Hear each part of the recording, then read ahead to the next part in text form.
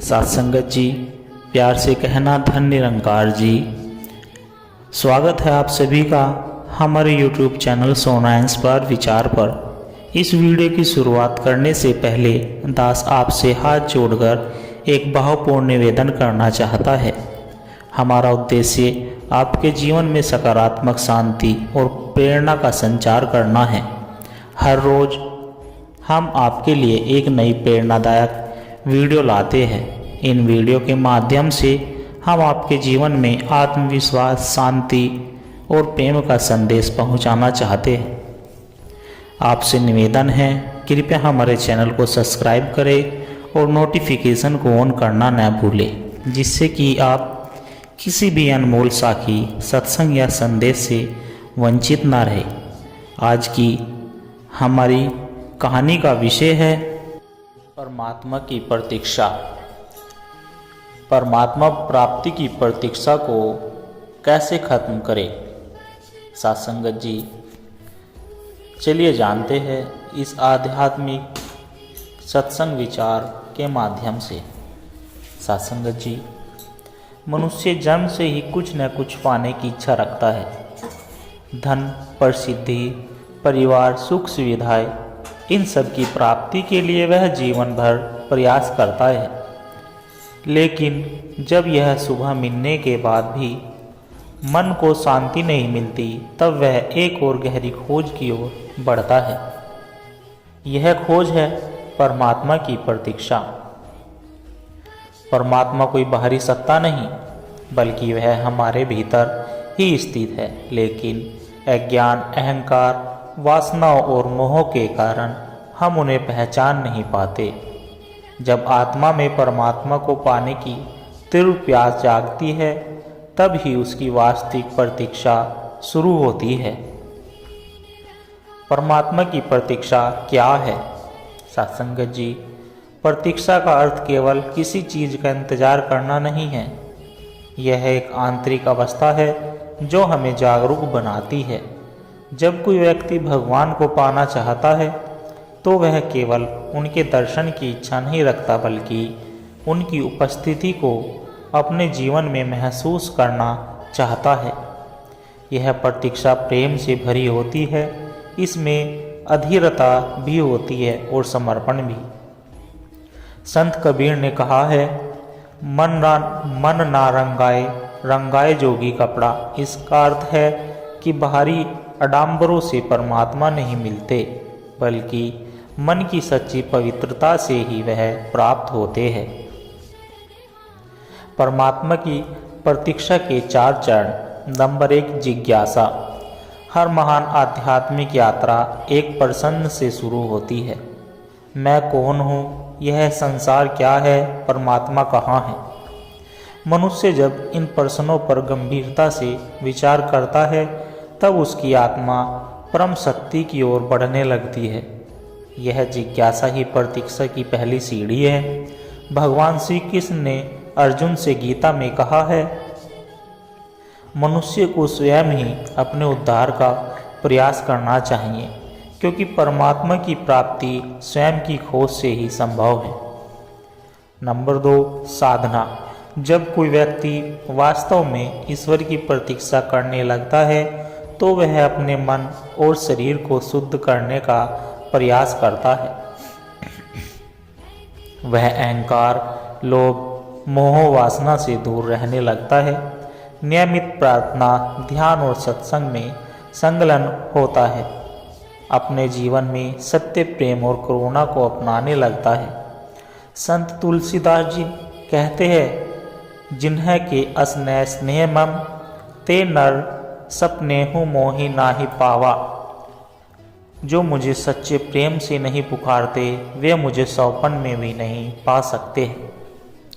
Number 3, धैर्य। परमात्मा की प्रतीक्षा करने वाले को धैर्य रखना बहुत आवश्यक है।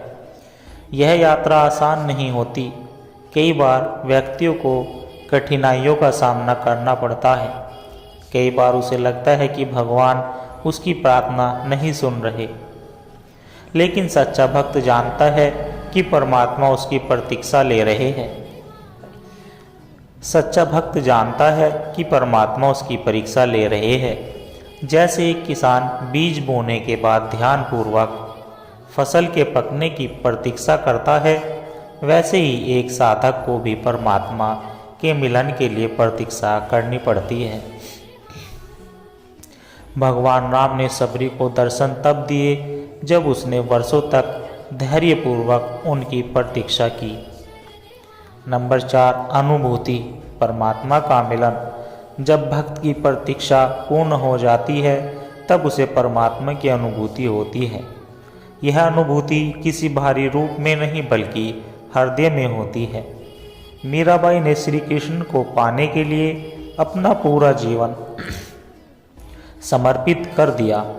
उन्होंने हर क्षण अपने प्रभु की प्रतीक्षा की। अनंत उनकी आत्मा श्री कृष्ण में विलीन हो गई। श्री कृष्ण ने गीता में कहा, यो माँ भजती सदा भक्ताय तस्याह सुलभ। पर जो मुझे सच्चे हृदय से भजता है मैं उसके लिए सुलभ हो जाता हूँ। सच्ची भक्ति कैसे करें? भगवान को पाने की तीव्र इच्छा रखे, लेकिन किसी स्वार्थ के लिए नहीं बल्कि प्रेम से। ध्यान और साधना करे, मन को शांत करे ताकि परमात्मा की अनुभूति हो सके। अहंकार छोड़े। जब तक मैं रहेगा तब तक भगवान नहीं आएंगे। धैर्य रखे। परमात्मा किसी को छोड़ते नहीं, लेकिन वे हमें तब मिलते हैं जब हम पूरी तरह तैयार हो जाते हैं। संतों की संगति करे। सत्संग और सद्गुरु का मार्गदर्शन परमात्मा तक पहुंचाने में सहायक होता है। परमात्मा की प्रतीक्षा केवल एक भाव नहीं बल्कि एक संपूर्ण साधना है। यह प्रतीक्षा हमें सांसारिक मोह से मुक्त करके ईश्वर से जोड़ती है। जब भक्त पूरी श्रद्धा और प्रेम और धैर्य के साथ ईश्वर का स्मरण करता है तो एक दिन उसे परमात्मा का साक्षात्कार अवश्य होता है। प्रभु मिलेंगे पर कब, यह भक्त की प्रतीक्षा पर निर्भर करता है। अगर प्रतीक्षा सच्ची है तो परमात्मा को आना ही पड़ेगा। जिन खोजा तिन पाया गहरे पानी पेट, मैं बेपुरा बूढ़न डरा राह किनारे बैठ। सासंगत जी, सत्य की खोज। गौरव एक साधारण युवक था, लेकिन उसकी जिज्ञासा असाधारण थी। जीवन का उद्देश्य क्या है, मृत्यु के बाद क्या होता है, आत्मा क्या है, ये प्रश्न उसे उसकी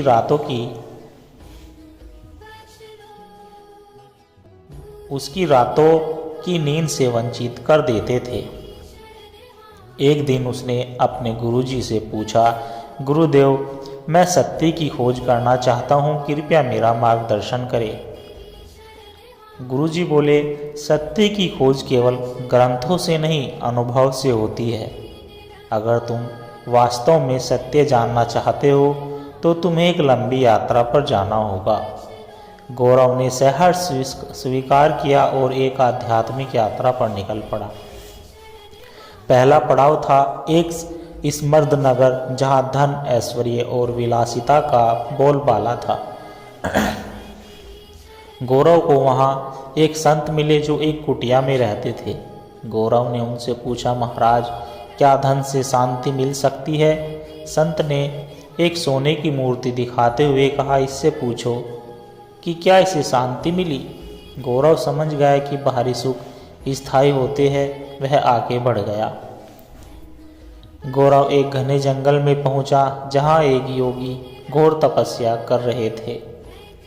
योगी ने कहा, सत्य को पाना है तो मन को साधो, ध्यान करो, भोगों से दूर रहो। गौरव ने उसका अनुसरण किया, पर कुछ समय बाद उसे अनुभव हुआ कि केवल तपस्या से भी मन को शांति नहीं मिलती। सात्संगत जी, एक बार एक जिज्ञासु शिष्य ने अपने गुरु से पूछा, गुरुदेव, यह संसार इतना दुख में क्यों है? क्या कोई ऐसा मार्ग है जो हमें सच्चे आनंद तक पहुंचा सके? गुरु जी बोले, बेटा, संसार में दुख और सुख दोनों ही हैं, लेकिन जो आत्मा के प्रकाश को पहचान लेता है वह न सुख में अहंकार करता है और न ही दुख में वंचित होता है। शिष्य ने पुनः पूछा, लेकिन गुरुदेव, आत्मा का प्रकाश कैसे प्राप्त किया जा सकता है? गुरुजी ने एक दीपक जलाया और समझाया, जब यह दीपक बुझेगा तब केवल अंधकार दिखाई देता है, लेकिन जब इसे प्रज्वलित किया जाता है तो चारों ओर प्रकाश फैल जाता है। इसी प्रकार जब आत्मा ज्ञान, मोह और अहंकार के अंधकार में होती है तब व्यक्ति दुखी रहता है, लेकिन जब ज्ञान, भक्ति और सत्संग रूपी प्रकाश जलता है तब जीवन में आनंदमय हो जाता है। शिष्य ने विनम्रता से कहा, गुरुदेव, सत्संग का इस ज्ञान में क्या स्थान है? गुरुजी बोले, सत्संग वह पवित्र संगति है जहाँ आत्मा का दीपक प्रज्वलित होता है। जब हम सत्संग में बैठते हैं, संतों के वचनों को सुनते हैं तो हमारा मन निर्मल होने लगता है। अहंकार, वासनाएं और मोह धीरे धीरे समाप्त होने लगते हैं और आत्मा का प्रकाश स्वतः प्रकट हो जाता है। ठीक उसी प्रकार जैसे कोयले का टुकड़ा जब अग्नि के संपर्क में आता है तो वह स्वयं भी दहकने लगता है, ऐसे ही जब हम संतों के साथ रहते हैं तो उनकी दिव्यता हमें भी प्रकाशित कर देती है। शिष्य ने गुरु के चरणों में सिर झुकाया और कहा, गुरुदेव, अब मैं समझ गया कि सच्चा आनंद भौतिक वस्तुओं में नहीं बल्कि आत्मा के प्रकाश में है। गुरुजी ने आशीर्वाद दिया और कहा, सत्संग, सेवा और सुमरन, इन तीनों से आत्मा का प्रकाश प्रकट होता है। इनका पालन करो और सदा आनंद में रहो। इस प्रकार वह शिष्य अपने जीवन में सत्संग के महत्व को समझकर आत्मिक आनंद की ओर बढ़ चला। सत्संग जी, सत्संग का प्रभाव मनुष्य के विचार ही उसके जीवन की दिशा तय करते हैं। यदि विचार शुद्ध होंगे तो कर्म भी पवित्र होंगे। सत्संग में बैठकर जब हम संतों और महापुरुषों के ज्ञान पूर्वक वचनों को सुनते हैं तो हमारे भीतर सकारात्मकता और दिव्यता का संचार होता है। मन से लोभ, मोह, ईर्ष्या, क्रोध जैसी नकारात्मक भावनाएं धीरे धीरे समाप्त होने लगती है। यह संसार एक मायाजाल है। धन, संपत्ति, परिवार, रिश्ते सब मोह के बंधन हैं। सत्संग हमें यह सिखाता है कि इनका आनंद लो, लेकिन इनसे आसक्त मत हो। जैसे कमल का फूल कीचड़ में रहकर भी उससे अछूत रहता है, वैसे ही हमें संसार में रहकर भी आत्मा के मार्ग पर चलना चाहिए। भगवान की भक्ति ही जीवन का वास्तविक उद्देश्य है, लेकिन भक्ति तभी जागृत होती है जब मन निर्मल होता है। सत्संग में ईश्वर की महिमा, उनकी लीलाओं और भजन कीर्तन के माध्यम से भक्ति का भाव प्रबल होता है। जब भक्ति हृदय में गहराई से स्थापित हो जाती है तो मनुष्य को जीवन के दुख कष्ट भी प्रभु की कृपा के रूप में लगते हैं। मनुष्य का सबसे बड़ा शत्रु उसका अहंकार है। मैं ही सब कुछ हूँ, मुझे सब पता है, ये विचार मनुष्य को पतन की ओर ले जाते हैं। सत्संग है विनम्र बनाता है, हमें सिखाता है कि सच्चा ज्ञान वही है जो अहंकार को नष्ट कर दे।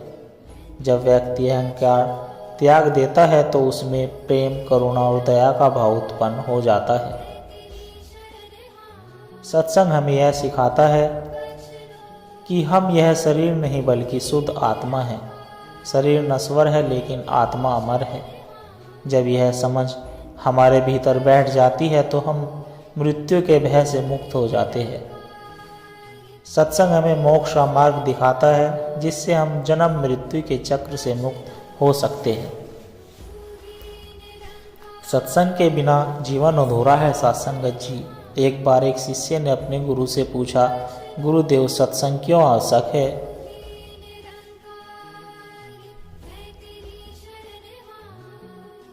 गुरुजी मुस्कुराए और बोले, सत्संग वह दीपक है जो अंधकार को मिटाकर प्रकाश फैलाता है।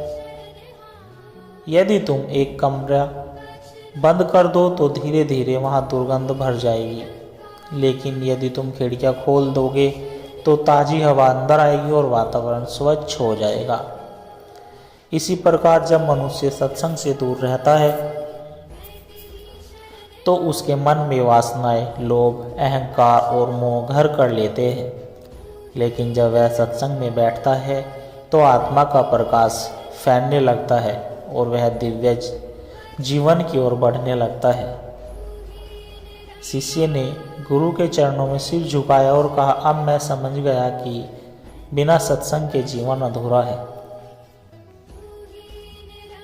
सत्संग जीवन को आध्यात्मिक ऊंचाइयों तक ले जाता है।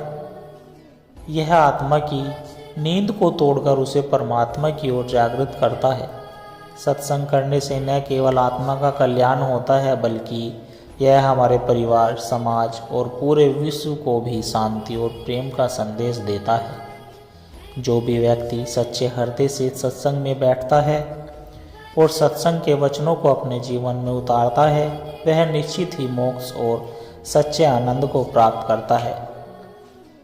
सत्संग की महिमा परम्पार, जो न करे सो अंधकार। संत वचनों को जो अपनाए, भवसागर से हो जाए पार। सत्संगत जी दास के द्वारा कहे गए सत्संग विचार यदि आप जी को अच्छे लगे हो तो वीडियो को लाइक, कमेंट, शेयर ज़रूर करें और हमारे चैनल को भी सब्सक्राइब कर दे और दास को आशीर्वाद दे कि हर रोज़ आप जी के चरणों में ऐसे ही सत्संग विचार लेकर आता रहूं। सत्संगत जी बड़े प्यार के साथ कहना जी, धन निरंकार जी।